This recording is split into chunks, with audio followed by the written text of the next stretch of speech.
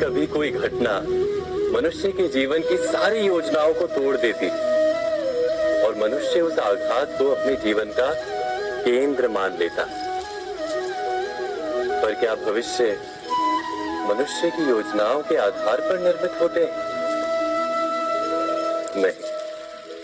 जिस प्रकार किसी ऊंचे पर्वत पर सर्वप्रथम चढ़ने वाला उस पर्वत की तलाई में बैठकर जो योजना बनाता है, क्या वही योजना उसे उस पर्वत की चोटी तक पहुंचाती? नहीं। वास्तव में वो जैसे जैसे ऊपर चढ़ता है वैसे वैसे उसे नई नई चुनौतियां, नई नई विडंबनाएं, नए नए अवरोध मिलते हैं।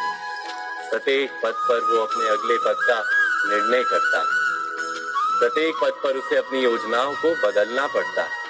कहीं पुरानी योजना उसे खाई में ना ढकेल दे।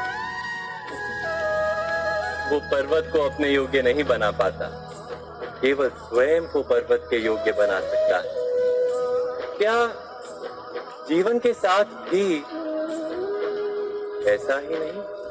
जब मनुष्य जीवन में किसी एक चुनौती को, एक अवरोध को अपने जीवन का केंद्र मान लेता है, अपने जीवन की गति को ही रोक देता है, तो वो अपने जीवन में सफल नहीं बन पाता और ना ही सुख और शांति प्राप्त कर पाता।